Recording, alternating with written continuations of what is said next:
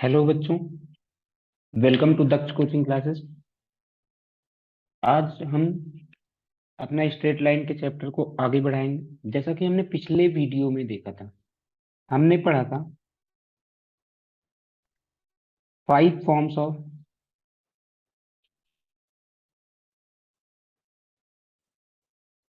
Equation, various forms of equation of A line. एक line दी होगी, उसके बहुत सारे हमने फॉर्म्स देखे थे। सबसे पहला था पॉइंट स्लोप फॉर्म। क्या था? Point slope form. Point slope form में हमने क्या किया था? फॉर्मूला लगाया था। क्या लगाया था? देखो, याद करो। y minus y one equal to M x minus x one. फिर हमने लगाया था 2 पॉइंट फॉर्म। क्या किया था? 2 पॉइंट फॉर्म। 2 पॉइंट फॉर्म ने हमने कैलकुलेट किया था y माइनस वाई वन। क्या किया था? y minus y one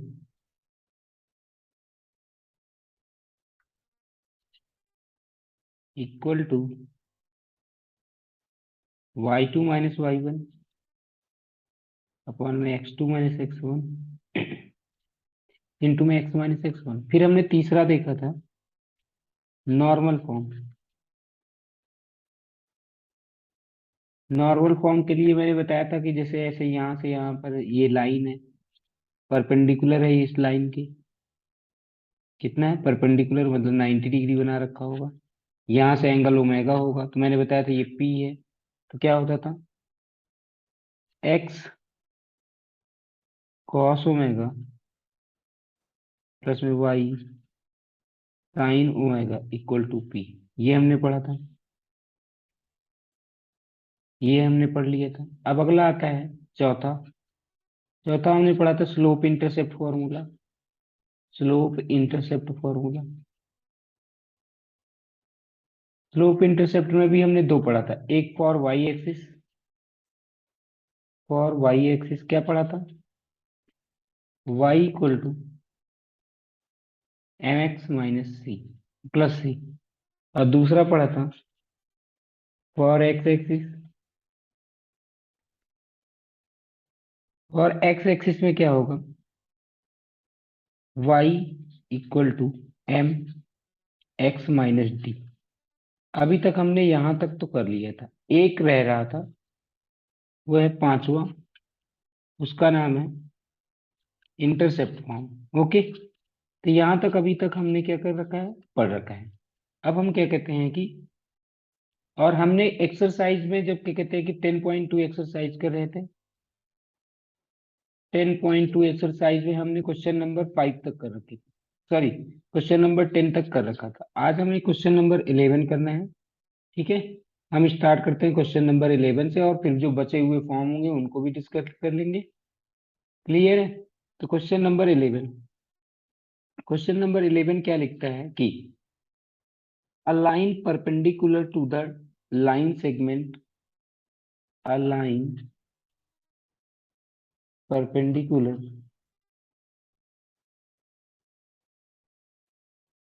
two the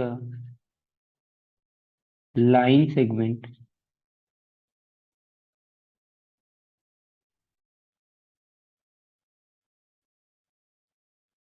joining the points.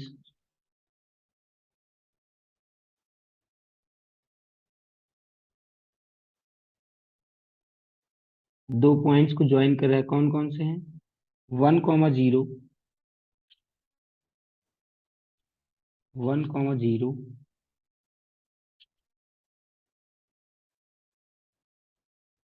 And 2,3 divides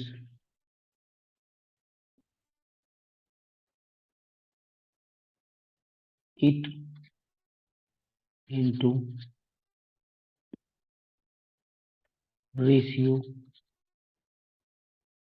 1:n। Okay, और हमें क्या करना है कि find the equation of the line. Find the equation of the line. समझना क्या लिखा हुआ है, अ लाइन परपेंडिकुलर, एक लाइन है परपेंडिकुलर है किसके, लाइन सेगमेंट के। तो आप समझना, जब भी क्वेश्चन दिया जाता है तो सबसे पहले उसका एक रफ डायग्राम बनाया करिए। रफ डायग्राम बनाते हैं तो देखिए क्या होगा। कह रहा है कि एक लाइन है, मान लीजिए ये लाइन है, हाँ ये लाइन है। सबसे पहले हम इसको समझ लेते हैं, ये लाइन है। उसके बाद में क्या लिखा, इसको L1 मान लेता हूँ। A line perpendicular to the line segment. अब ये लाइन जो है परपेंडिकुलर है किसके, एक लाइन सेगमेंट है। वो लाइन सेगमेंट कौन सा है, जो किसको किसको ज्वाइन कर रहा है, 1,0 और 2,3 को। ऐसे हमने एक रफ डायग्राम बना लिया। इस लाइन सेगमेंट को ये क्या कर रहा है, डिवाइड कर रहा है। हाँ, a line perpendicular to the line segment joining the points 1,0 divides it into ratio 1 into n। यानी कि इसको किस रेशियो में डिवाइड कर रहा है, 1:n में डिवाइड कर रहा है। अब चाहे ऐसे लिख लो चाहे ऐसे लिख लो, किस रेशियो में डिवाइड कर रहा है, 1:n में डिवाइड कर रहा है। तो हमने इधर लिख लिया कि कहते हैं कि ये 1 और ये है n, 1 डिवाइड कर रहा है। ये लाइन सेगमेंट हो गया ए बी। ओके, अब हमें क्या निकालना है, इक्वेशन ऑफ द लाइन, मतलब हमें इसका इक्वेशन निकालना है। अब देखो इक्वेशन निकालने के लिए सबसे पहला चीज हमने बताया था, इस लाइन के बारे में, जिस लाइन का इक्वेशन निकालना होता है उसके बारे में या तो 2 पॉइंट्स पता हो उसके। अगर 2 पॉइंट्स पता होते तो हम क्या लगा देते इसमें, 2 पॉइंट फॉर्म। तो इसमें कोई पॉइंट नहीं दिया हुआ है। दूसरा चीज, पॉइंट स्लोप, यानी कि जहां पे हमें इसका पॉइंट पता चल जाए और स्लोप पता चल जाए। तो याद करो, लिखा हुआ है परपेंडिकुलर है, परपेंडिकुलर मतलब ये 90 डिग्री है। तो ऐसा हमने पढ़ रखा है कि दो लाइंस अगर आपस में परपेंडिकुलर हैं तो उनका स्लोप का मल्टीप्लिकेशन कितना होता है, -1। यानी कि सबसे पहले हम स्लोप ऑफ ए बी निकाल लेंगे।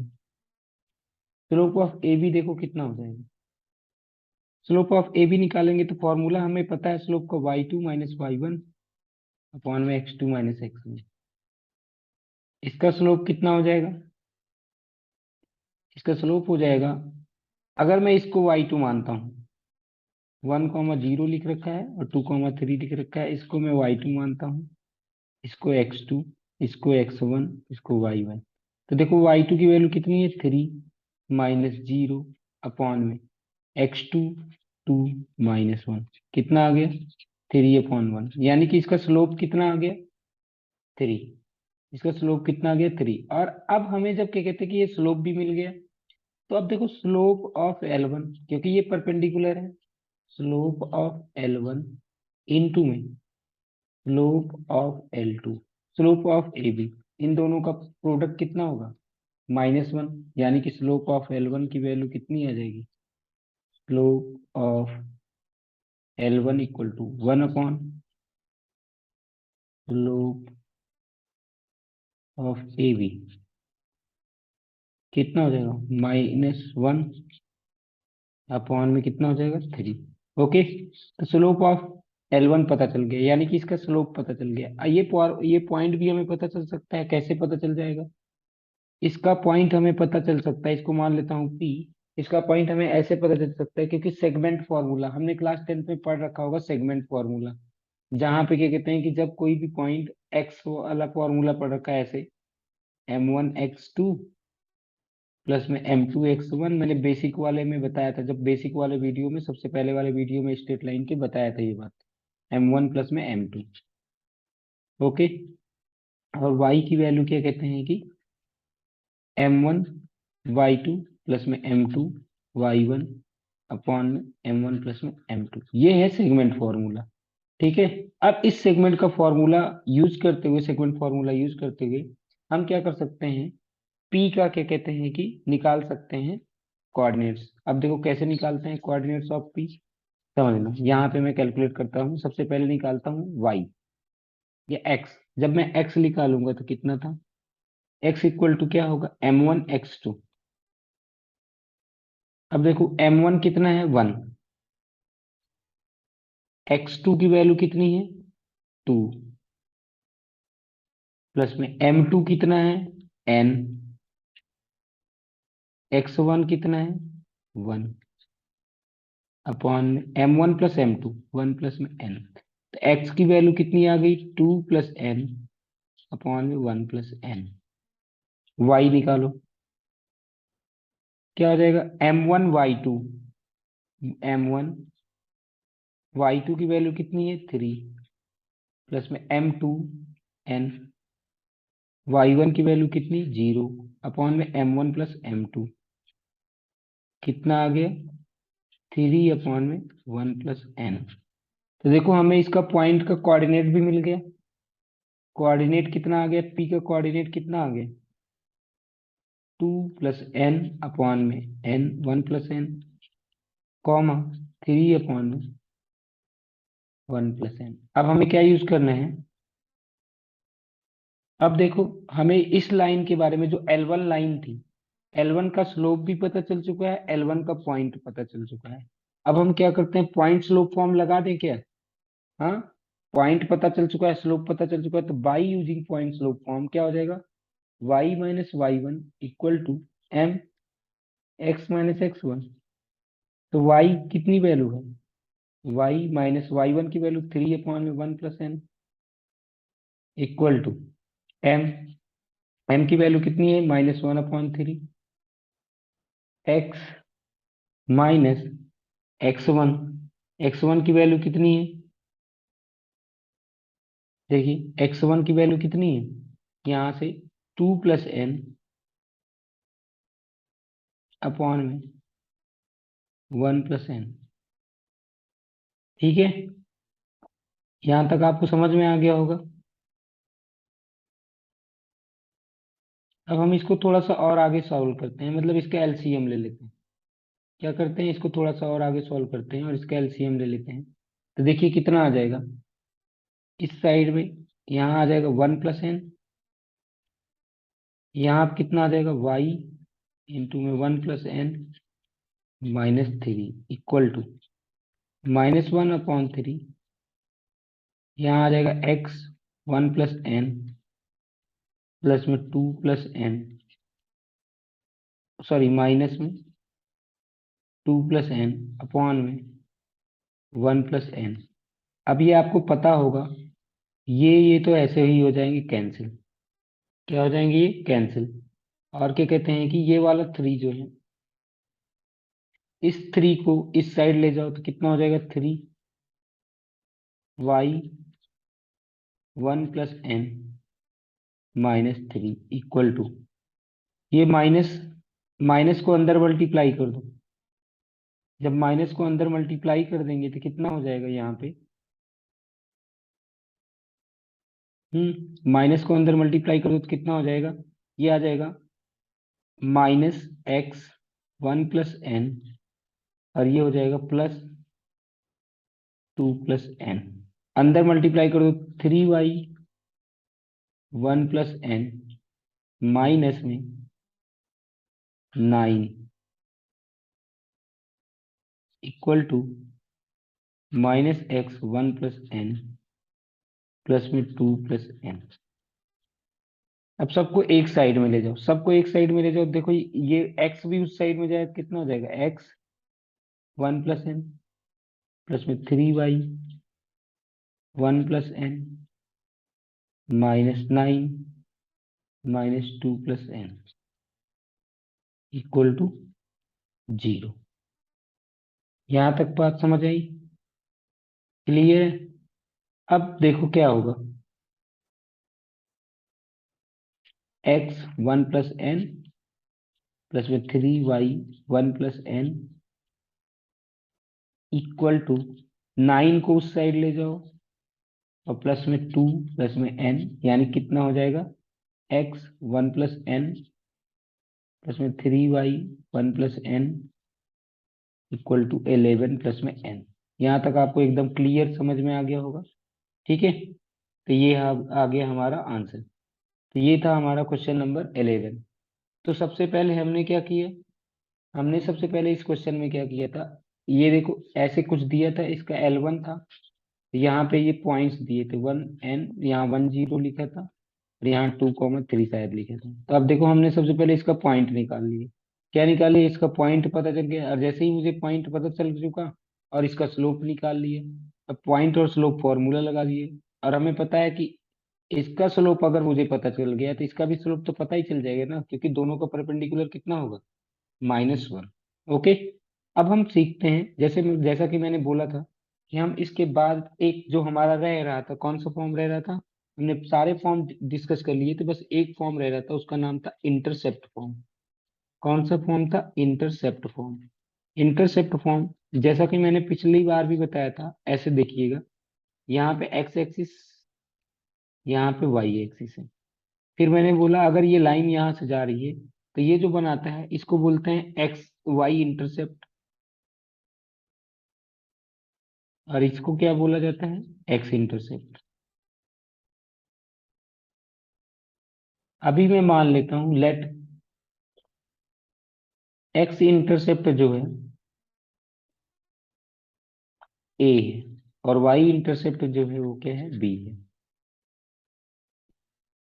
क्या एक्स इंटरसेप्ट ए है, वाई इंटरसेप्ट बी है, तब अब एक फिर से डायग्राम बनाते हैं।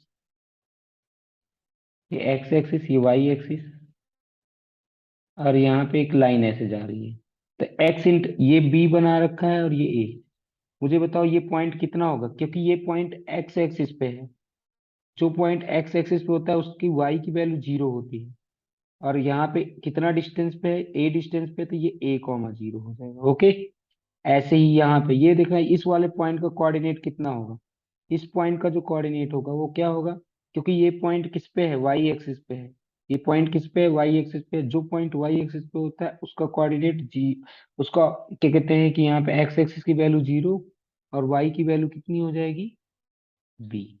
यानी कि अब ये तो, अब हम क्या करते हैं, हमें इस लाइन का इक्वेशन निकालना है, जो लाइन हमने ड्रॉ की है, इस लाइन का हमें इक्वेशन निकालना है। तो लाइन, अब क्योंकि इस लाइन पे हमें 2 पॉइंट्स पता है, 2 पॉइंट वाला फॉर्मूला लगा दो। कौन कौन से पॉइंट पता है, एक पता है 0, B, एक पता है A, 0। तो दोनों में पॉइंट कौन सा फॉर्मूला लगेगा, 2 पॉइंट फॉर्म। 2 पॉइंट फॉर्म वाला फॉर्मूला लगाओ। तो फॉर्मूला याद है 2 पॉइंट फॉर्म का, y - y1 equal to y2 - y1 upon में x2 - x1, और यहाँ पे क्या बताया था, x - x1। तो अब यहाँ पे y - y1 की वैल्यू कितनी है, b, इक्वल टू में x, हाँ, y2 की वैल्यू 0 - b अपॉन में x2 की वैल्यू कितनी है, A - 0, और यहाँ पे x - x1 0। ओके। तो यहाँ तक हमने पढ़ लिया। अब देखना क्या होगा, यहाँ से आंसर कितना आ जाएगा, y - b इक्वल टू में -b अपॉन में ax, यानी कि क्या हो जाएगा ये, ay - ab इक्वल टू में -bx, ay प्लस में bx इक्वल टू में कितना, ab। इधर भी ab से डिवाइड कर दो, इधर भी ab से डिवाइड कर दो। ये तो इधर कितना आ गया, 1। इधर क्या लिख सकते हैं, ay अपॉन में ab प्लस में bx अपॉन में ab इक्वल टू में 1। b से b कैंसिल, ए से ए कैंसिल, यानी कि हमारे पास में इक्वेशन क्या आ गया, x/a प्लस में y/b इक्वल टू में 1। अब ध्यान में रख लो, जब कोई भी इक्वेशन इंटरसेप्ट फॉर्म में होगी, इंटरसेप्ट फॉर्म में, तो उसको हम हमेशा लिखेंगे x/a plus y/b equal to में 1। ओके। कितना, इंटरसेप्ट फॉर्म में जब कोई भी इक्वेशन होता है तो उसको सीधा लिखते हैं x/a plus y/b equal to 1। ये हमने आपको डेरिवेशन करा दिया इसका, ये डेरिवेशन था, जो अभी तक मैंने ये फॉर्मूला बनवाया, ये डेरिवेशन था। अभी हमारे पास में ये आंसर है। ठीक है, अब क्वेश्चन नंबर 12 देखिए, क्या लिखा हुआ क्वेश्चन नंबर 12। क्वेश्चन नंबर 12 में लिखा है कि find the equation of a line, find the equation of a line that cuts of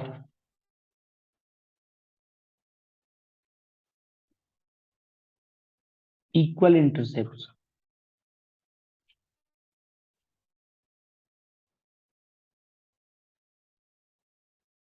on the coordinate axis.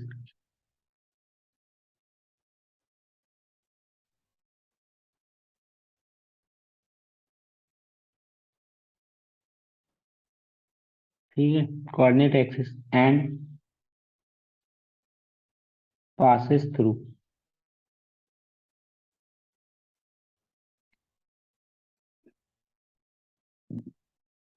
the point 2,3। जैसा कि मैंने आपको पहले ही बताया कि सबसे पहला क्वेश्चन जब भी लिखा करो तो उसका मतलब क्वेश्चन को पढ़ने के बाद में सबसे पहले देखो क्वेश्चन क्या लिखा हुआ है। Find the equation. यहाँ पे इक्वेशंस नहीं लिखा हुआ है, यहाँ पे लाइंस नहीं लिखा हुआ, मतलब हमें एक ही इक्वेशन, हमारा आंसर जो आएगा वो एक ही इक्वेशन आएगा। Okay, find the equation of a line that cuts of equal intercepts. लिखा हुआ है, देखो यहाँ पे लिखा हुआ है इंटरसेप्ट्स, मतलब कि एक से ज्यादा इंटरसेप्ट है ऑन द कोऑर्डिनेट एक्सेस। फिर से आ गया, यहाँ पे एक्सिस नहीं लिखा है, एक्सेस लिखे हैं। एक्सेस का मतलब हो गया कि एक्स एक्सिस और वाई एक्सिस दोनों की बात कर रहे हैं। And passes through the point, और एक पॉइंट 2,3 से। और फिर सबसे पहले जब हम क्वेश्चन ऐसे पढ़ लेते हैं, देखते हैं कि क्या पूछा है, इक्वेशंस पूछा है या इक्वेशन पूछा है, इंटरसेप्ट है या इंटरसेप्ट है। इसके बाद हम क्या करते हैं, हमारा सेकेंड काम होता है रफ डायग्राम बनाना। क्या होता है, रफ डायग्राम बनाना। हम रफ डायग्राम बना लेते हैं ऐसे। अब इन्होंने बोल रखा इक्वल इंटरसेप्ट। मैंने बताया था इक्वल इंटरसेप्ट मतलब यहाँ पर भी ए और यहाँ पर भी ए। समझ आया। और साथ में ये कह रहे हैं कि ये कहाँ से पास हो रहा है, 2,3 से। 2,3 से ये पॉइंट पास हो रहा है, तो सबसे पहले इंटरसेप्ट फॉर्म लगा लो।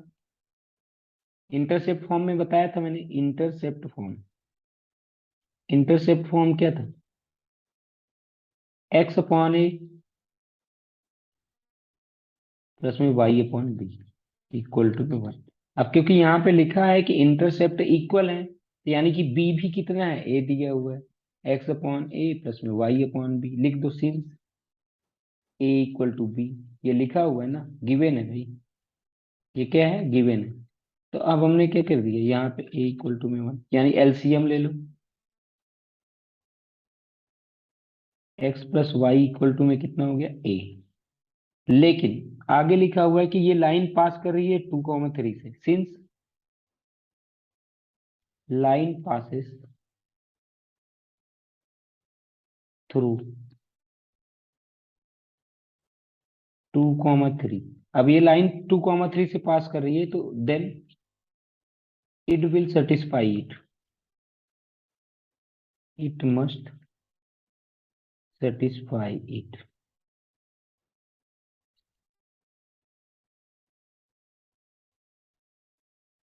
उसको क्या करेगी, सेटिस्फाई करेगी। तो इसका आंसर कितना हो जाएगा, यानी कि x की जगह पे हम 2 और 3 रख देंगे। यानी कि x की जगह पे हम क्या करेंगे, यहाँ पे 2 और 3 रख देंगे। तब देखिए 2 प्लस में 3 इक्वल टू में a, यानी कि a की वैल्यू क्या आ गई, 5। अब हमें जो रिक्वायर्ड इक्वेशन है, क्या चाहिए, इक्वेशन चाहिए, तो a की जगह पे हम इसमें रख देंगे 5। So required equation equal to,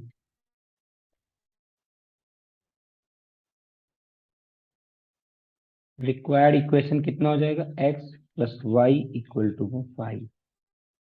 कितना हो जाएगा, x plus Y equal to में 5। यहाँ तक क्लियर है आपको, एकदम समझ आया कि नहीं समझ आया।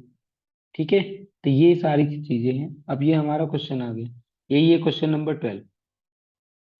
ये था जो क्वेश्चन नंबर 12 में चाहिए था, हमने इंटरसेप्ट फॉर्म लिखा, इंटरसेप्ट फॉर्म दिया था और आसानी से हो गया। अब क्वेश्चन नंबर 13, क्वेश्चन नंबर 13 देखते हैं क्या लिखा है। क्वेश्चन नंबर 13 में लिखा हुआ है find equation of a line, find equation of a line passing through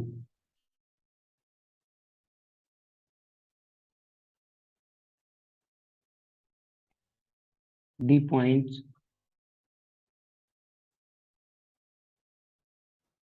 2.2 and cutting of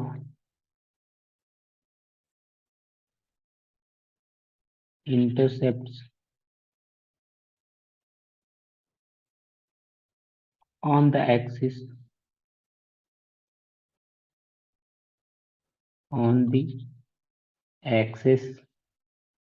whose sum is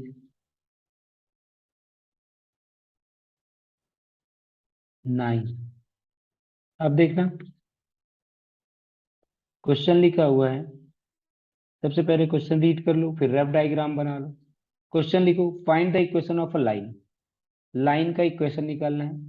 passing through the point, किससे पास कर रहा है, 2,2 से। Cutting of intercept, intercept cut कर रहा है, उनके बीच में क्या लिखो, एक्सेस। ठीक है, तो यहाँ पे ऐसे कट कर दो, यहाँ पे ए लिख दो, यहाँ पे बी लिख दो। लेकिन यहाँ पे एक चीज बोला हुआ है कि इंटरसेप्ट का जो सम है वो कितना है, 9 है। तो क्या हो जाएगा, ए प्लस बी इक्वल टू भी कितना हो जाएगा, 9। समझ आएगा कि नहीं समझ में आया? हाँ, क्योंकि इन्होंने बोल रखा है ना, सम हुज सम इज, यानी इंटरसेप्ट का सम कितना लिखा हुआ है, 9, हमने लिख लिया। इंटरसेप्ट फॉर्म क्या होता था, x upon A plus Y upon B equal to में 1। यही था इंटरसेप्ट फॉर्म। इंटरसेप्ट फॉर्म ये है। अब रख दो इंटरसेप्ट फॉर्म। अब मुझे बताओ, इक्वेशन 1 को मैं ऐसे लिख सकता हूँ क्या? इक्वेशन 1 को हम ऐसे लिख सकते हैं क्या? यहाँ पे देखो, इसको मैं लिख सकता हूँ एक्स अपॉन में, यहाँ से बी की वैल्यू कितनी हो जाएगी, 9 - 1। यहाँ से बी की वैल्यू कितनी हो जाएगी, 9 - 1। तो मैंने क्या कर दिया, यहाँ पे रख दिया बी की वैल्यू 9 - 1 इक्वल टू में 1। अब यहाँ से देखो, इसका एलसीएम ले लो, ए इंटू में 9 - 1। यहाँ से हो जाएगा एक्स 9 - A प्लस में ए वाई इक्वल टू में 1। अब देखना इसको कितना आ जाएगा आंसर, 9x - 9A प्लस में ए Y equal to 9A - A²। इसको मैंने इधर मल्टीप्लाई कर दिया। क्या यहाँ तक क्लियर है? ओके। अब देखना, ये क्या हो जाएगा, 9x प्लस में ए वाई इक्वल टू कितना हो जाएगा, ये 9A उस साइड में जाएगा तो कितना हो जाएगा, 18A माइनस में A²। कितना हो जाएगा, माइनस में A²। अब यहां तक आपको समझ में हो गया? वहां पे एक कंडीशन लिखा हुआ है। कंडीशन क्या लिखा हुआ है कि ये इक्वेशन किससे पास कर रही है, क्या लिखा हुआ है, ये पास कर रहा है 2,2 से। 2,2 से पास कर रहा है ना, तो 2,2 से पास कर रहा है, तो इसका मतलब वो उसको सेटिस्फाई करेगा। यानी कि अब हम करेंगे, since line passes through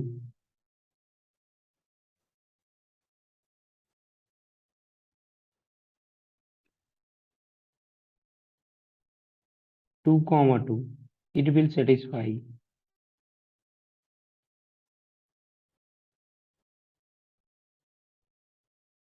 it। हाँ, it will satisfy it। तो कैसे सेटिस्फाई करेगी देखते हैं। यानी कि x की जगह पे 2 आ जाएगा, y की जगह पे 2 आ जाएगा, 9 इंटू में 2 प्लस में a इंटू में 2 इक्वल टू में 18A माइनस में A²। कितना हो जाएगा, 18 प्लस में 2A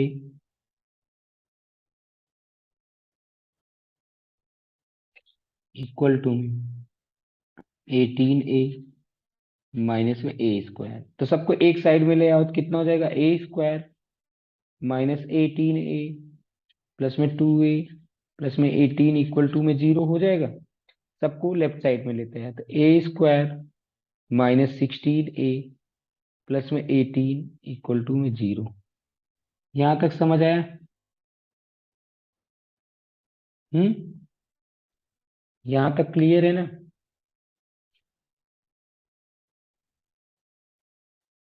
तो यहां तक आपको एक मिनट एक मिनट। हम्म।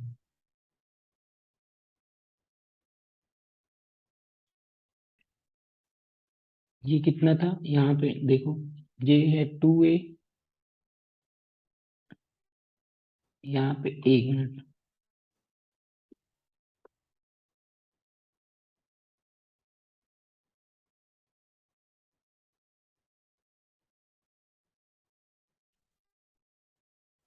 कहीं लग रहा है गलत हो गया, एक मिनट एक मिनट, ये इक्वेशन सबसे पहले हमने क्या किया यहाँ से, 9x, यहाँ पे हमने लिख लिया x/a, y/9 इसको इधर लिख दिया और इसको ay कर दिया। कितना आ गया, 9x और ये xa। यहाँ पे 9a नहीं होगा, यहाँ पे होगा xa होगा।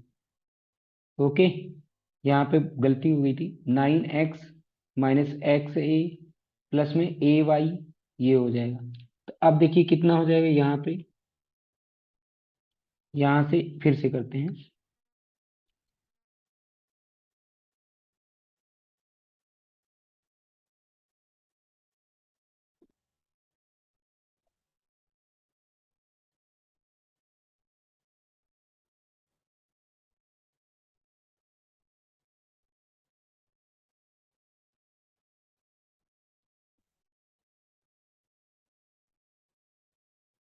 तो देखिए यहाँ पे क्या हो जाएगा, 9, अब से ये क्योंकि अब यहाँ पे हमारे पास में ये इक्वेशन आ चुका है, कितना, 9x, फिर से एक बार चेक कर लेते हैं, 9x माइनस में xa प्लस में ay = -9a - a²। ओके, अब क्या करें कि सिंस ये लाइन किससे पास करी है, 2,2 से, line passes through 2,2, it will satisfy. क्या करेगा, इसको ये सेटिस्फाई करेगा, तो अब आंसर देखो क्या हो जाएगा, x की जगह पे 2 रखिए, कितना हो जाएगा, 9 × 2 प्लस माइनस में कितना हो जाएगा ये, 2 × क्या कहते हैं a, प्लस में ये कितना हो जाएगा, 2 × a, क्योंकि y की जगह भी 2 रखना है, x की जगह भी 2 रखना है, और ये हो जाएगा 9a माइनस में a²। तो ये तो देखो कैंसिल हो गया, सबको एक साइड में लाओ तो कितना हो जाएगा, a² -9a प्लस में 18 = में 0। ओके, अब क्लियर है।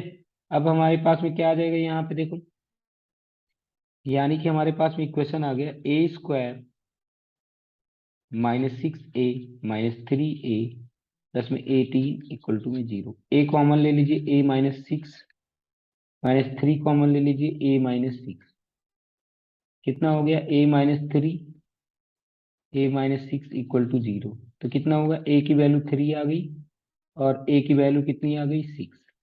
अब देखो हमने, याद करो इक्वेशन में लिखा था a + b = में 9, सबसे पहला इक्वेशन यही था। तो जब a की वैल्यू 3, वेन a = 3, तो क्या हो जाएगा, 3 प्लस में b = में 9, तो b की वैल्यू कितनी आ जाएगी, 6। वेन a = 6, जब a की वैल्यू 6 होगी तो b की वैल्यू कितनी आ जाएगी, जब जब कितना हो जाएगा, a मतलब 6 प्लस में b = में 9, तो b की वैल्यू कितनी आ जाएगी, 3। यानी कि अब हमारे पास में इक्वेशन क्या था, देखो यही तो हमने पढ़ रखा था, क्या था, x/a प्लस में y/b = में 1। यानी कि दो इक्वेशन आ गए, क्या, x/3 प्लस में y/6 = में 1, या तो ये आएगा, या तो x/में कितना हो जाएगा, 6 प्लस में y/3 = में 1। क्लियर है। अब ये हो गया, ये क्वेश्चन नंबर कितना था, ये 13 नंबर, यहाँ तक समझ में आ गया होगा। अब करते हैं question number 14।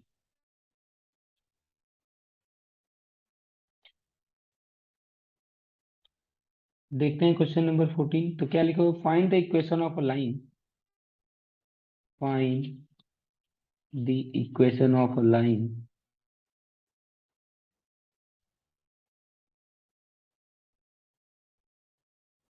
Through the point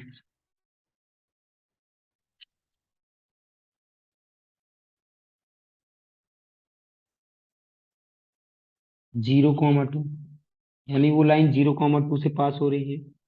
making an angle, making an angle 2π/3 with the positive x-axis.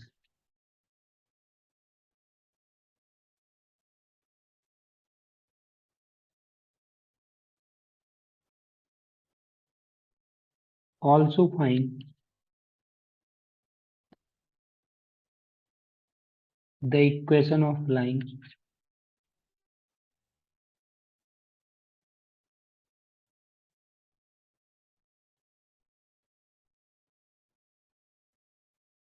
parallel to it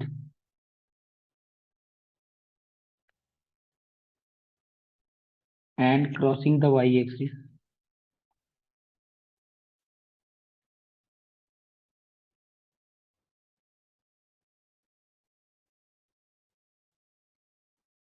at a distance of 2 units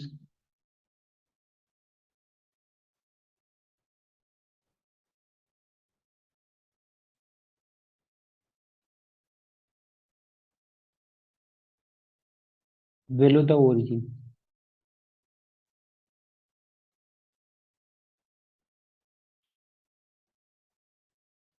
तो देखिए क्वेश्चन नंबर 14 क्या बोल रहे हैं, क्वेश्चन को एक बार पढ़ते हैं। Find the equation of line through the point, यानी कि इक्वेशन ऑफ लाइन निकालना है जो किससे होकर के जा रहा हो, 0,2 से होकर के जा रहा हो। तो मतलब ऐसे कोई लाइन है, ऐसे साथ ये है 0,2 से होकर के जा रही है लाइन। साथ में एक चीज बोल रहा है कि यहाँ पे positive direction of x axis के साथ में कितना एंगल बना रहा है, 2π/3। और याद करो, तो मैंने सबसे पहले वीडियो में स्ट्रेट लाइन के यही बताया था क्या, कि जो डायरेक्शन मतलब कि जो angle positive direction of x axis के साथ में होगा वही होता है angle of inclination. Angle of inclination यानी कि एक प्रकार से एंगल ऑफ इंक्लिनेशन दिया है। ओके, तो आगे लिखा हुआ है कि फाइन, हाँ, तो इसमें देखो एक पार्ट तो यहाँ तक है, एक पार्ट यहाँ तक क्वेश्चन का है, और फिर क्वेश्चन का दूसरा पार्ट है also find the equation of line parallel to it. इसके पैरेलल में निकालना है जो 2 यूनिट्स बेलो द ओरिजिन है, यानी कि यहाँ से पास हो रही है 0,-2 से, और ये लाइन ऐसे है। ठीक है, इसका भी निकालना है। तो सबसे पहले हम पहले लाइन का करते हैं पहला पार्ट। तो देखो क्या होगा, इसका स्लोप इसका निकालते हैं। तो इसका देखो क्या हो जाएगा, सबसे पहले इसका निकाल लो, slope of L1, slope of L1 का स्लोप कितना हो जाएगा, m = tan थीटा पड़ रखा है ना, और थीटा की वैल्यू दिया हुआ है 2π/3। 2π/3 का मतलब कितना होता है, 120 होता है क्या, 120 डिग्री। और 120 के निकालना आप लोगों को पता चल चुका है, मैंने पीछे भी क्वेश्चन में कहिए थे, tan 90 + 30, और tan 90 + 30 कितना होता है, -cot 30, और -cot 30 की वैल्यू कितनी हो जाएगी, -√3। यानी कि इसका स्लोप पता चल चुका, और पॉइंट पता है। स्लोप पॉइंट का फॉर्मूला लगा दो, पॉइंट स्लोप फॉर्म बताया था, y-y1 = mx-x1। ये क्या है, पॉइंट स्लोप फॉर्म। अब पॉइंट स्लोप फॉर्म का इक्वेशन का लगा देंगे तो आंसर आ जाएगा। अब देखो y माइनस y1 की वैल्यू कितनी है, 2, = यहाँ पे लिख देता हूँ पॉइंट, ये है पॉइंट और ये है स्लोप। तो पॉइंट में 0,2, m की वैल्यू कितनी, -√3, x की वैल्यू कितनी है, x की वैल्यू कितनी है, x ही है -0। तो यानी कितना हो जाएगा, y-2 = -√3x। यानी कि जो तुम्हारा इक्वेशन आ जाएगा वो कितना हो जाएगा, वो हो जाएगा √3x + y-2 = 0। यहाँ पे एक चीज और दिया हुआ है, लेकिन अब नेक्स्ट पार्ट में क्या बोला था, हमें इसका स्लोप निकालना था। सॉरी, नेक्स्ट पार्ट में हमें लाइन 2 का भी इक्वेशन निकालना था जो पैरेलल है उससे। जब उसके पैरेलल है तो समझना, मैंने पहले भी बताया था सबसे पहले वीडियो में, कि जब दो लाइंस पैरेलल होंगी तो उनका स्लोप क्या होगा, इक्वल होता है। हाँ, slope of two parallel lines are always equal.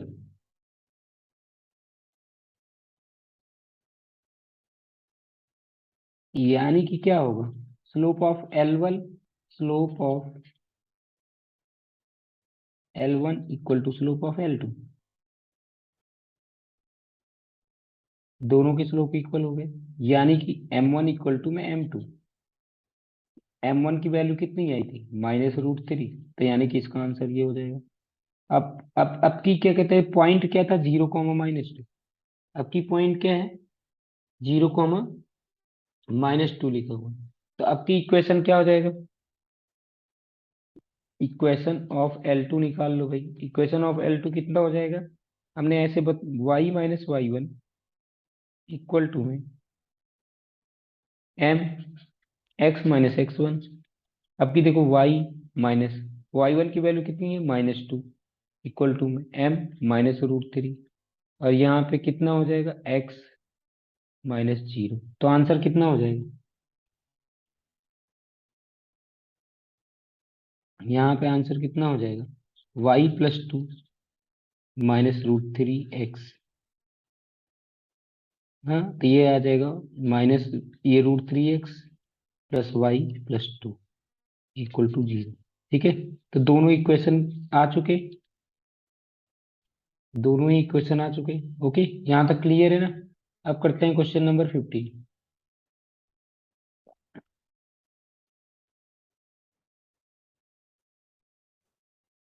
तो देखिए क्वेश्चन नंबर 15 क्या है, the perpendicular distance, the perpendicular from the origin to a line meets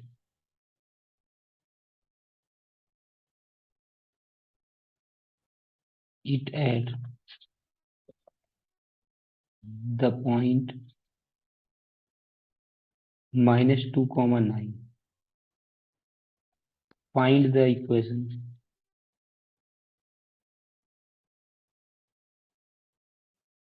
of the line। Equation निकाल ली। अब देखना क्या लिखा हुआ है क्वेश्चन, क्वेश्चन को एक बार फिर से पढ़ते हैं, उसका रफ डायग्राम बनाते हैं, फिर उसके बाद क्लियर क्या होगा।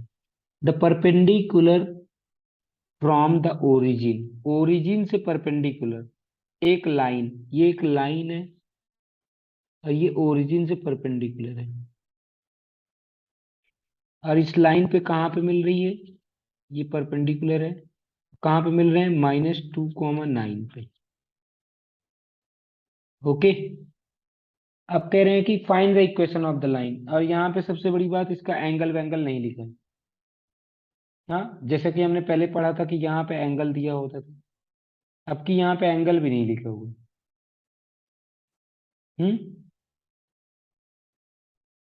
तो अब इसको समझ लो, ये पॉइंट P हो गया है, ये पॉइंट O है, इसको मान लेता हूं यहाँ से A, और ये B।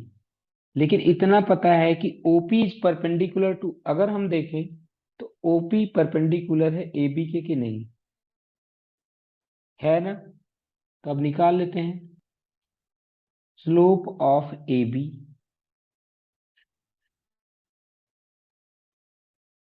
Slope of AB into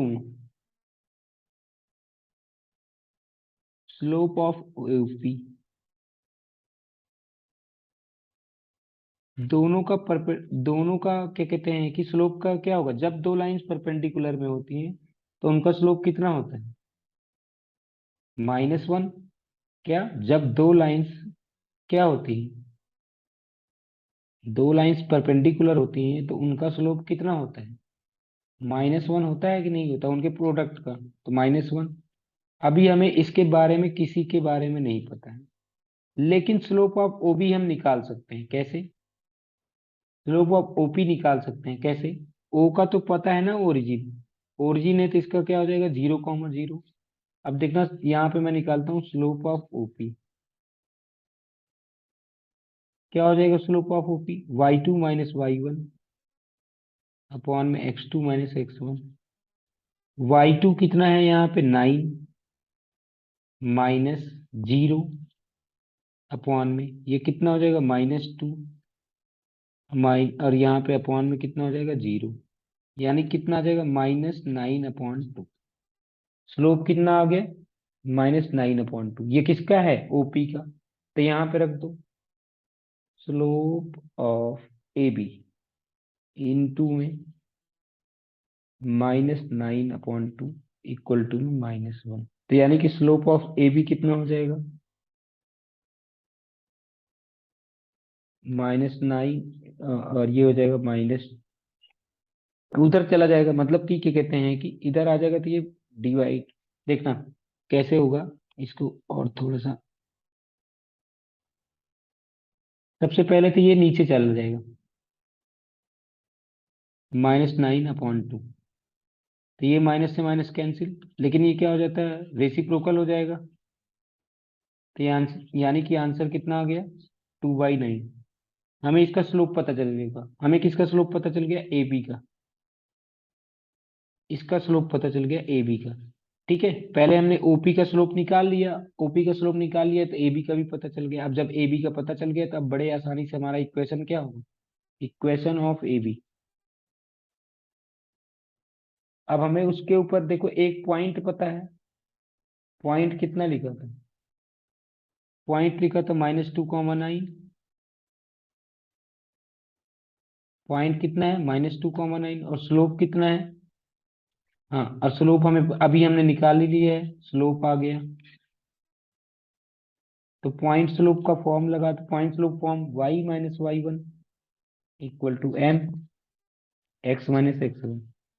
y -y1 की वैल्यू कितनी है, 9 इक्वल टू में m 2/9 x -x1 -2। तो देखिए कितना आ जाएगा यहाँ से। अब हम इसको सॉल्व कर लेंगे तो हमारे पास में कितना आ जाएगा, 9y-9 इक्वल टू 2x+2। यानी क्या हो जाएगा, 9y-81 equal to 2x plus में 4। तो एक साइड में ले जाओ 2x, सॉरी, ऐसे कर लो, हाँ सबको एक साइड में उठा ले जाओ, 2x -9y प्लस में 85 इक्वल टू 0। तो ये हमारा क्या आ जाएगा, इक्वेशन। ठीक है, यहाँ तक क्लियर है। यहाँ तक एकदम क्लियर हो जाना चाहिए। अब हम करते हैं क्वेश्चन नंबर 16। क्वेश्चन नंबर 16 देखते हैं क्या है।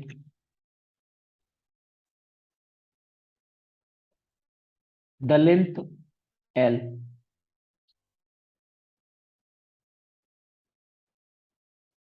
द लेंथ L, अच्छा ये किसमें है, सेंटीमीटर में, of a copper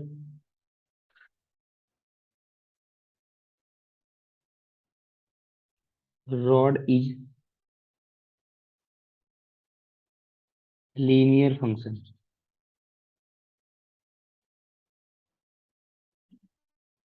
of its Celsius temperature.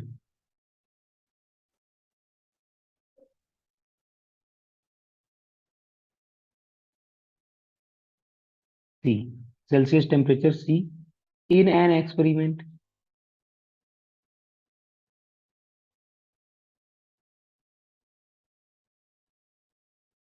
if L equal to 124.942, when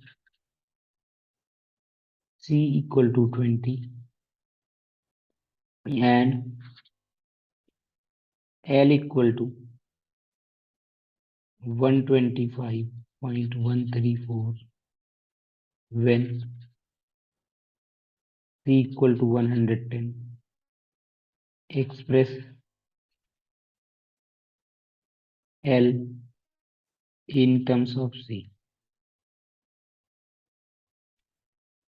ठीक है, अब देखना क्वेश्चन क्लियर, एकदम बढ़िया से पढ़ो क्वेश्चन और समझना क्या लिखा हुआ है। लिखा हुआ है लेंथ L, जो लेंथ है L वो क्या है,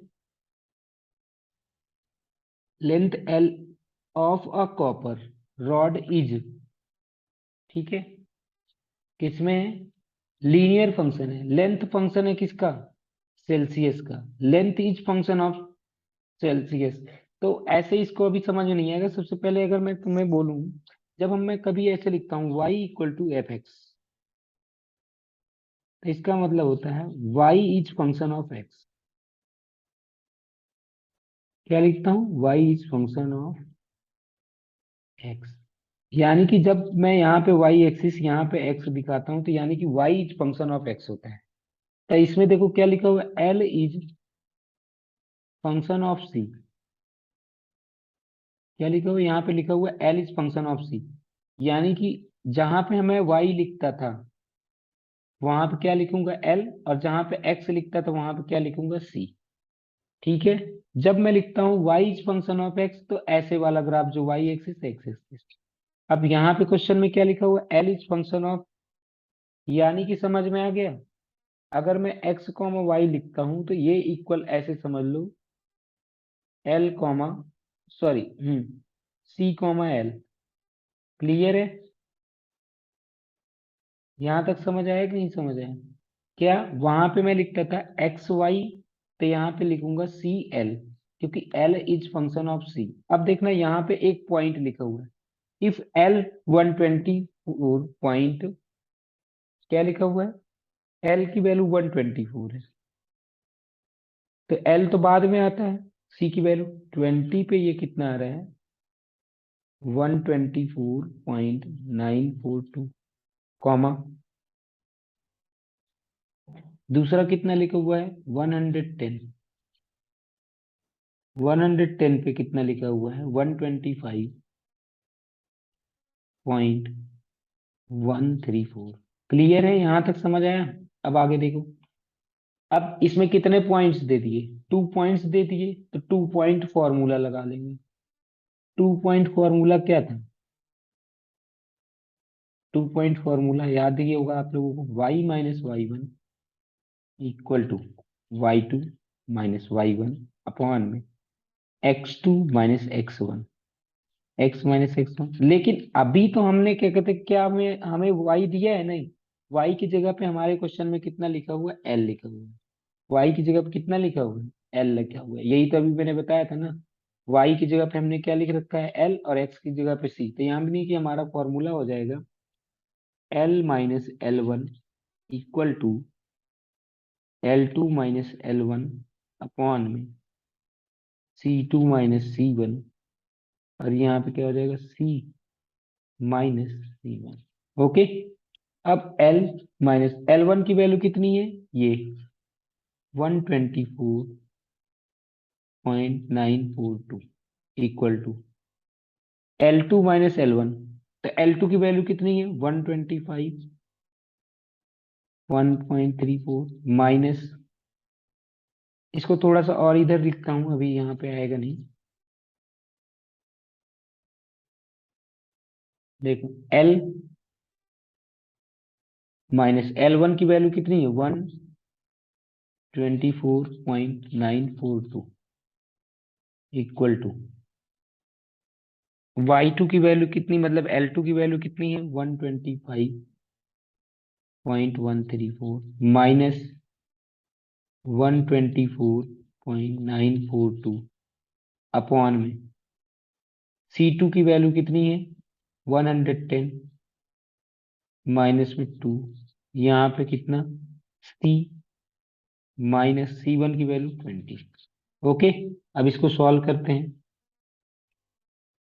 तो इसको सॉल्व करिए, तो इसको माइनस करिए, 124.942 इक्वल टू, इसमें से इसको माइनस करिए, 125.134 माइनस 124.942, तो कितना आ जाएगा ये 2, यहाँ 13 में से 4 जाएंगे, कितना आ जाएगा 9, यहाँ से क्या कहते हैं कि कितना हो जाएगा ये 10, 10 में से 9 जाएगा 1.0, कितना आ जाएगा 0.192 अपॉन, ये कितना आ जाएगा 90 इंटू में सी। ओके, तो यानी कि L इक्वल टू में क्या हो जाएगा, हमारे पास में इक्वेशन आ जाएगा, L इक्वल टू में 0.192 अपॉन में 90 इंटू में C minus 90, sorry C minus 20, और यहाँ पे प्लस में 1, यहाँ पे 942 था, 124.942, और यही हमारा इक्वेशन आ जाएगा। ओके, इससे ज्यादा इसमें हम कुछ सॉल्व नहीं करेंगे, यही हमारा इक्वेशन हो जाएगा। यहाँ तक क्लियर है? तो यहाँ पे बस यही समझना था कि जैसे ये, बस ये देखना था यहाँ पे L is function of C, और यहाँ पे लिखा है Y is function of C, यानी कि हमने Y को रिप्लेस कर दिया L से और X को रिप्लेस कर दिया C से। ओके, अब करते हैं क्वेश्चन नंबर 17। देखिए क्वेश्चन नंबर 17 में क्या लिखा हुआ है कि the owner of a milk store, the owner of a milk store finds that he can sell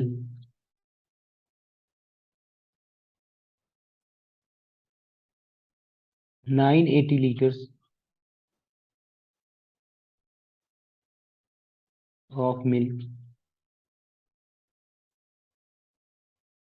each week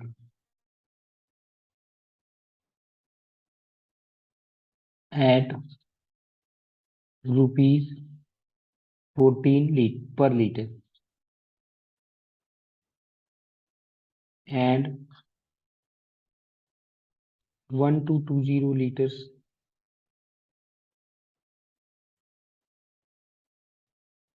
of milk each week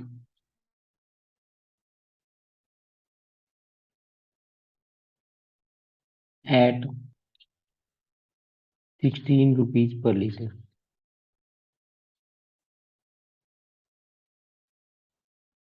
Assuming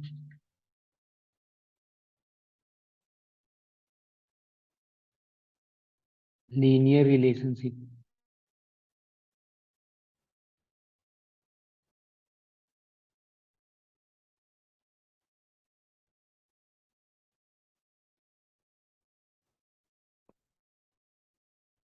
between selling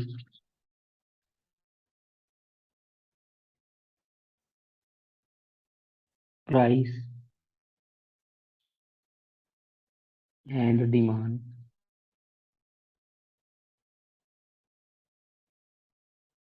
how many liters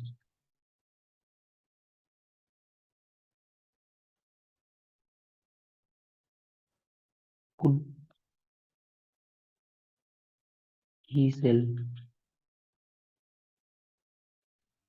weekly at rupees 17 पर litre.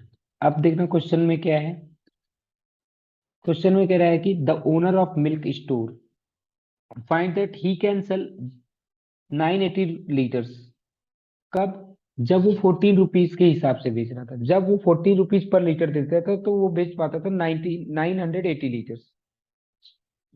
वहीं पे जब वो 16 रुपए में बेचना शुरू कर दिया, 16 रुपए पर लीटर, यानी कि 2 रुपए दाम ज्यादा बढ़ा दिया, तो क्या हुआ उसके, वो अब कितना बेच पाता था सॉरी, 1220 लीटर बेच पा रहा है, जब उसने 16 रुपए के हिसाब से बेच रहा है तो वो कितना बेच पा रहा है, 122 लीटर, 1220 लीटर। अब कह रहे हैं कि अगर मान लेते हैं कि प्राइस और डिमांड में क्या है, लीनियर रिलेशनशिप। अब हमें पता है कि प्राइस हमेशा कहाँ पे आती है, एक्स एक्सिस पे। प्राइस हमेशा कहाँ पे आता है, एक्स एक्सिस पे। और डिमांड हमेशा कहाँ पे आता है, वाई एक्सिस पे। क्योंकि जैसे जैसे मैं प्राइस चेंज कर रहा हूँ वैसे वैसे मेरा डिमांड। एक चीज और बता देना चाहता हूँ, ये क्लास 9th की बात है, हमने पहले भी बता रखा हो कभी ना कभी। ये क्या होता है, इंडिपेंडेंट एक्सिस होती है।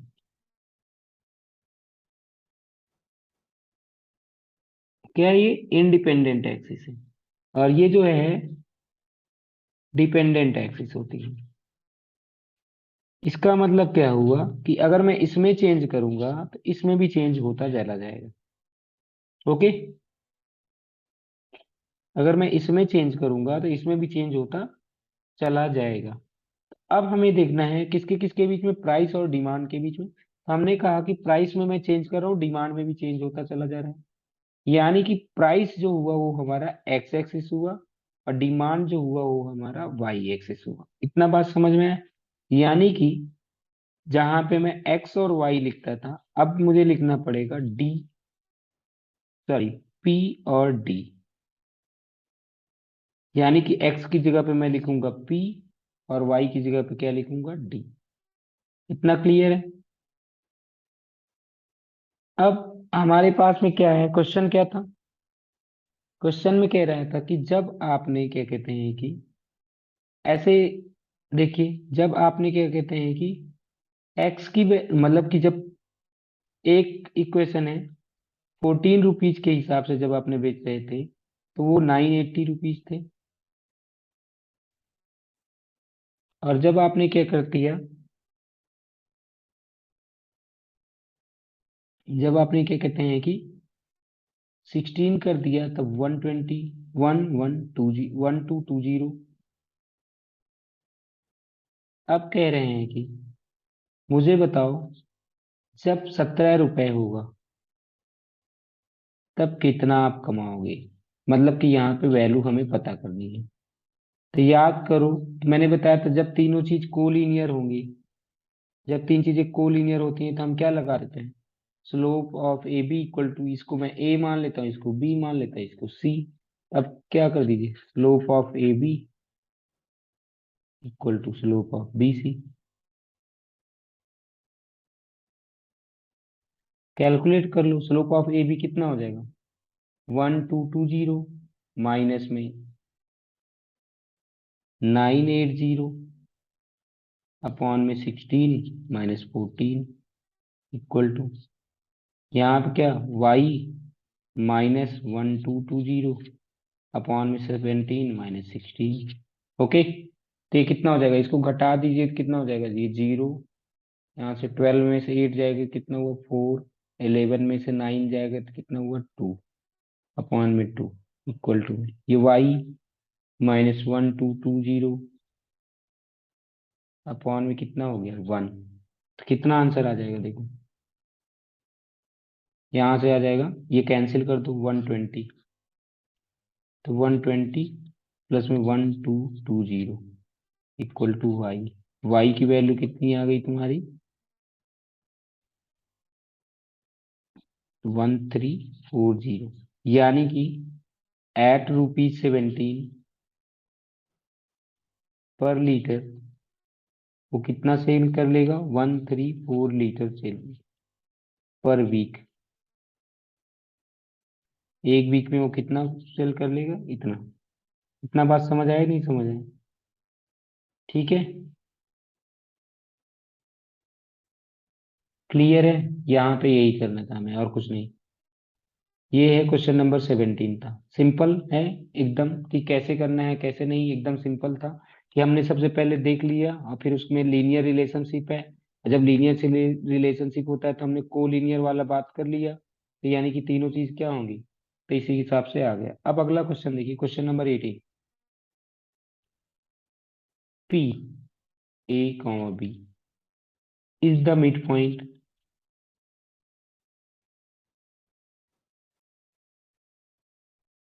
ऑफ अ लाइन सेगमेंट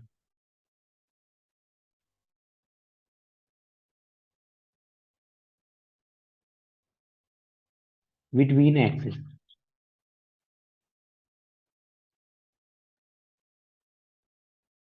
क्या कह रहा है कि एक्सिस के बीच का जो मिड पॉइंट है वो पी है।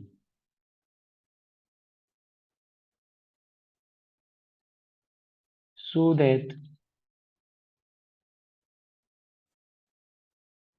द इक्वेशन ऑफ लाइन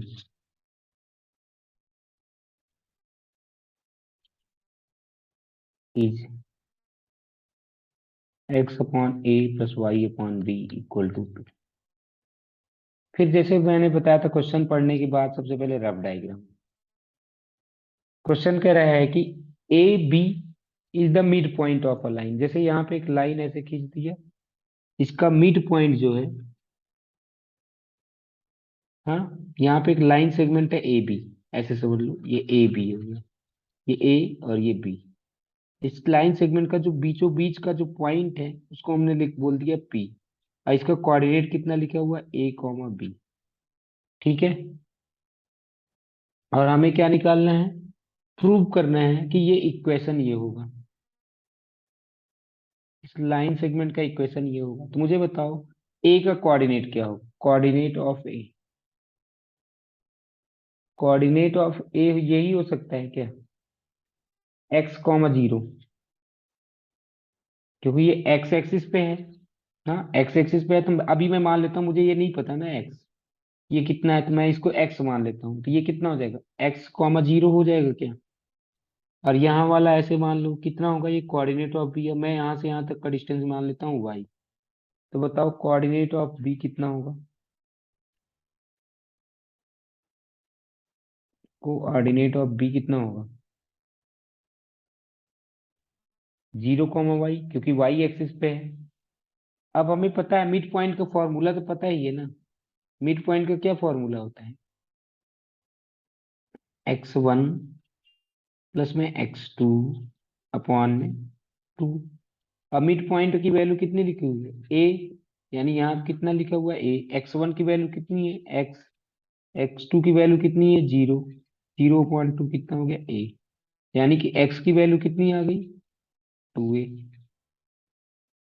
ठीक है, x1 की वैल्यू कितनी है x, x2 की वैल्यू कितनी है जीरो, ये हो गया। अब ऐसे मिड पॉइंट y वाला लगा लो तो कितना हो जाएगा y1 प्लस y2 अपॉन में क्या कहते हैं कि 2 की वैल्यू कितना लिखा हुआ है मिड पॉइंट में आपकी कितना लिखा हुआ है b।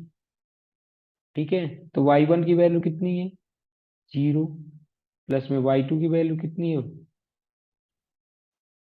यानी कि y की वैल्यू कितनी आ जाएगी 2b। यहाँ तक बात समझ आया, ये x की जगह पे कितना आ गया 2a, और ये y की जगह पे कितना आ गया 2b। याद करो इंटरसेप्ट फॉर्म, इंटरसेप्ट फॉर्म में बता रखा है कि अगर यहाँ से डिस्टेंस कितना है a, यहाँ से b, तो x upon A plus Y upon B equal to में 1। अब क्योंकि यहाँ पे तो ऐसा है नहीं, अब कि यहाँ पे कितना डिस्टेंस है 2a, यहाँ पे कितना है 2a, तो हमारा इक्वेशन कितना हो जाएगा देखो, इक्वेशन कितना हो जाएगा x upon 2a plus Y upon 2b, कितना हो जाएगा x upon 2a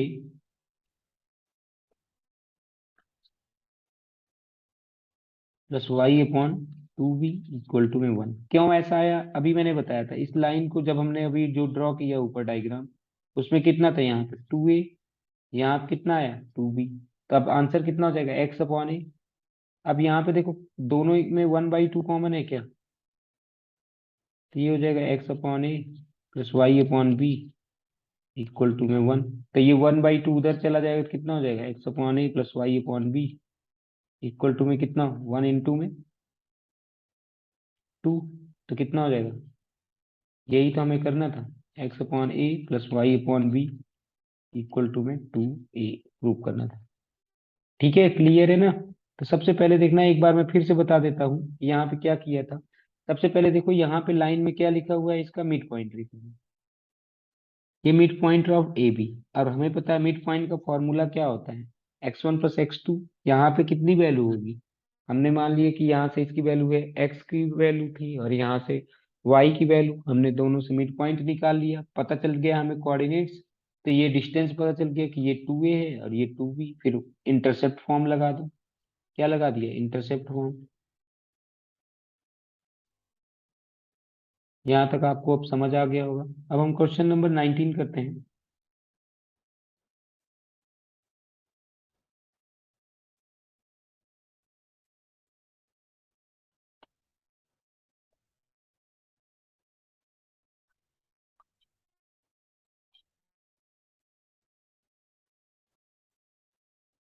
question number 19 क्या कहता है, देखते हैं। क्या लिखा हुआ है कि point P, point R, H comma K divides a line segment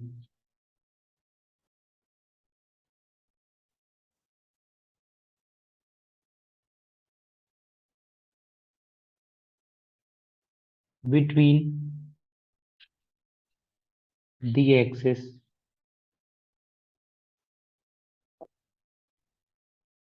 in ratio 1:2. Find the equation of line.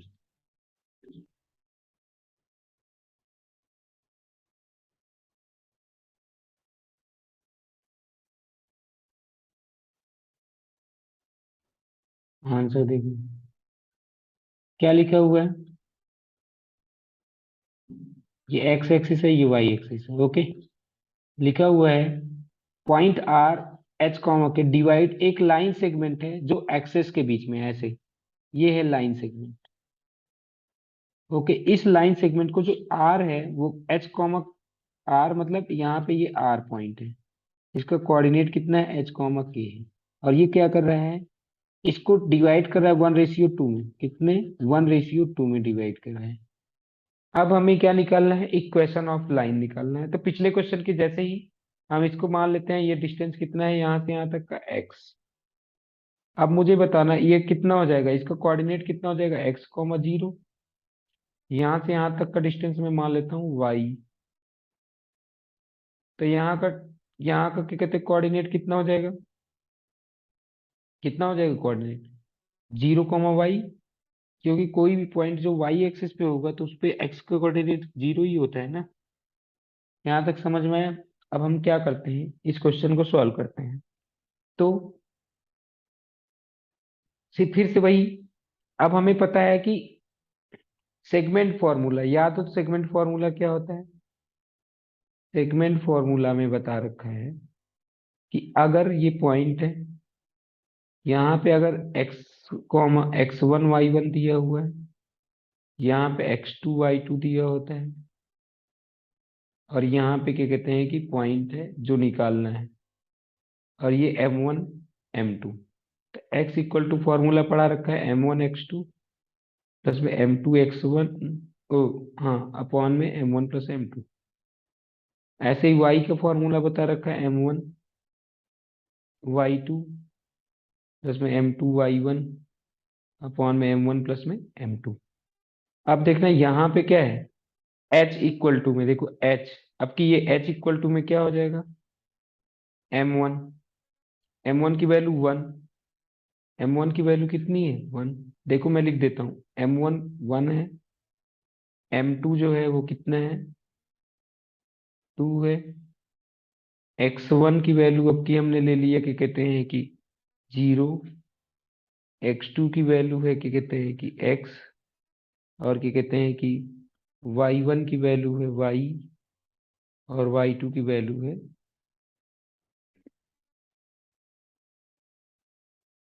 y1 की वैल्यू है y, और y2 की वैल्यू है 0। ठीक है।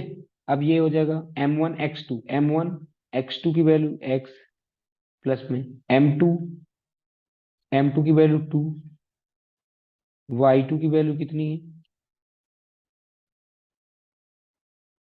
y2 की वैल्यू कितनी है? 0। अपॉन में m1 + m2, m1 + m2 कितना है? 1 + 2। h इक्वल टू में कितना आ गया? x अपॉन में 3, यानी कि x इक्वल टू में कितना आ गया 3h। अब ऐसे ही, यानी कि ये वाला डिस्टेंस कितना हो गया 3h। ऐसे ही y निकाल लो। k इक्वल टू में क्या हो जाएगा m1 1 इंटू में y1 y, सॉरी 1 इंटू में 0 m1 y2 प्लस में m2 2 y1 y अपॉन में 1 + 2। तो ये हो जाएगा k equal to 2y upon में 3, यानी y इक्वल टू में कितना हो जाएगा 3k अपॉन में 2। यानी कि अब हमारा जो डायग्राम ऐसे था, यहाँ पे मैं लिख सकता हूँ ये डिस्टेंस कितना आ गया भाई, ये डिस्टेंस आ गया 3h, और ये डिस्टेंस कितना आ गया, ये डिस्टेंस कितना आ गया 3k/2। कितना आ गया यहाँ पे 3k/2। ओके, यहाँ तक बात समझ में आ गया होगा। अब हमें क्या कहते हैं कि इक्वेशन चाहिए था। अब कितना आ जाएगा, इक्वेशन क्या था, x अपॉन में a प्लस में y upon b equal to में 1। x अपॉन में a की जगह पे कितना लिखा हुआ है 3h प्लस में y अपॉन में कितना हो जाएगा 3k अपॉन में 2 प्लस में 1, ओ सॉरी इक्वल टू में 1। तो यानी कि यहाँ से कितना आ जाएगा इक्वेशन में देखो 3x अपॉन में 3h प्लस में कितना हो जाएगा 2 अपॉन में 3k y इक्वल टू में 1। अब क्या कहते हैं कि कॉमन ले लो, कॉमन ले लो कितना 1/3, 1/3 कॉमन ले लो, कितना आ जाएगा x upon h plus y/3k equal to 1। तो यानी कि हमारा इक्वेशन कितना हो जाएगा x अपॉन h प्लस में y/3k। अच्छा 3 तो हमने कॉमन ले लिया, ऊपर 2 था बस, ऊपर कितना है 2, तो ये 2y/k इक्वल टू में कितना हो जाएगा, क्या कहते हैं कि 3। ओके, तो ये हो गया हमारा इक्वेशन। अब चाहे तो इसको आपस में मल्टीप्लाई कर दूं।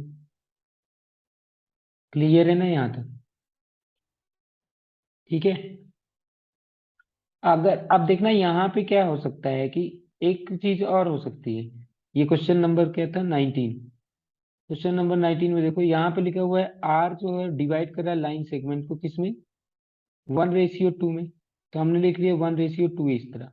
अब हो सकता है कि आप 1 यहाँ लिख लो 2 यहाँ पे लिख लो, कुछ आंसर कुछ और भी आ सकता है, मतलब दूसरा इक्वेशन आ जाएगा। अगर आपने 1:2 ऐसे लिख लिया है तो कुछ आंसर और आ सकता है, लेकिन बाकी चीजें चेंज नहीं होगी, यही होगा। ओके, इतना बात समझ में है ना। तो ये है, और ये आंसर आ चुके हैं। अब करते हैं next question,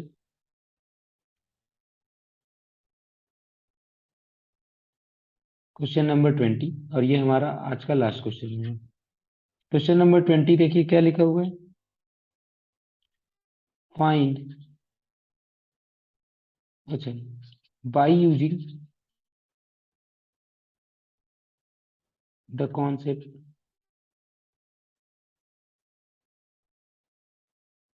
of the equation of line of the equation of a line, prove that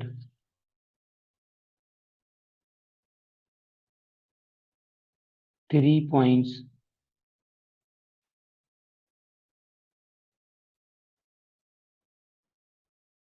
कौन कौन से, ये 3,0 -2, and 8,2 are कोलिनियर। ये कोलिनियर है, तो अब क्योंकि क्या ये अब लिखा हुआ है कि तीनों पॉइंट सेम लाइन पे हैं, हमें चेक करना है कि तीनों पॉइंट सेम लाइन पे है। क्या है ये? एक पॉइंट है 3,0, एक पॉइंट है -2,-2 और एक पॉइंट है 8,2। हमें चेक करना है कि क्या ये कोलिनियर है, और बाय यूजिंग इक्वेशन। तो पहले इन दोनों का यूज करके इक्वेशन निकाल लो। तो इक्वेशन y-y1 इक्वल टू में m की बजाय y2-y1 कितना हो जाएगा? y2-y1 अपॉन में x2-x1, यहाँ पे x-x1। अब देखो y माइनस y1 की वैल्यू कितनी है? माइनस, अब ये इतने इतने में ही देखो, इतने में y1 ये हो गया, ये x1 हो गया, ये x2 हो गया, ये y2 हो गया। y1 की वैल्यू 0, y2 की वैल्यू कितनी? -2 -0 अपॉन में x2 की वैल्यू कितनी है? -2 माइनस में 3, यहाँ पे x-3। अब देखो क्या हो जाएगा? y इक्वल टू -2 अपॉन में 5, यहाँ पे कितना हो जाएगा? x-3। तो माइनस से minus cancel, 5y equal to में कितना हो जाएगा? 2x-6। 5y इक्वल टू में कितना आ जाएगा? 2x माइनस में 6। पहले हमने इतने को कैलकुलेट कर लिया। अब हमें देखो क्या कह रहे हैं कि हमने एक इक्वेशन निकाल लिया। अब जैसा कि मैंने पहले भी बताया था कि अगर इस पॉइंट से पास कर रहा होगा तो ये इसको सेटिस्फाई करेगा। चेक कर लो। तो यानी कि x की जगह पे, अब क्योंकि ये लाइन किससे पास करी है? 8,2 से भी पास करी है ना। अगर ये इसको सेटिस्फाई कर दिया तो कोलिनियर, अगर इसको नहीं सेटिस्फाई किया तो नहीं होगा कोलिनियर। तो सेटिस्फाई करते हैं तो देखो 5 इंटू में 2 इक्वल टू में 2 इंटू में 8 माइनस में 6 कितना हो गया? 10 इक्वल टू में 16। 10 इक्वल टू में 16 माइनस 6। ओके, 10 इक्वल टू में 16 माइनस 6 कितना आंसर आ जाएगा? देखो दोनों साइड में 10 आ गया क्या? दोनों साइड में 10 आ गया। जब दोनों साइड में 10 आ गया, इसका मतलब अब क्या हुआ कि ये इक्वेशन को सेटिस्फाई कर रहा है। हाँ, समझ आया नहीं समझ आया? दोनों साइड में 10 आ गया ना, तो इसका मतलब क्या कहते हैं कि ये इक्वेशन को सेटिस्फाई कर रहा है। अगर नहीं आता तो ये इक्वेशन को नहीं सेटिस्फाई करता। क्लियर है? तो इससे हमें समझ में आ गया कि कैसे हम कर सकते हैं किसी भी क्वेश्चन को, और कैसे।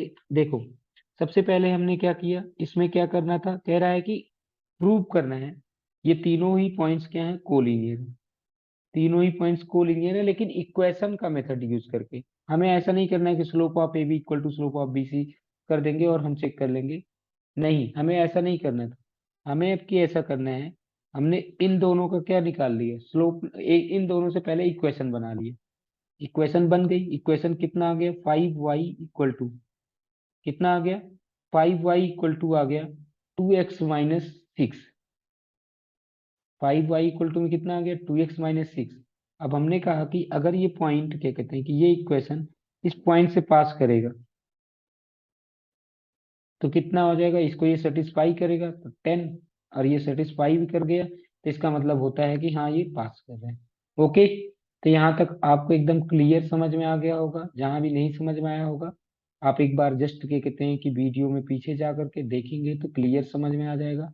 फिर भी नहीं समझ में आता तो आप कमेंट करके कुछ भी पूछ सकते हैं। Okay, thank you. अब यहाँ तक कंप्लीट कर लीजिएगा।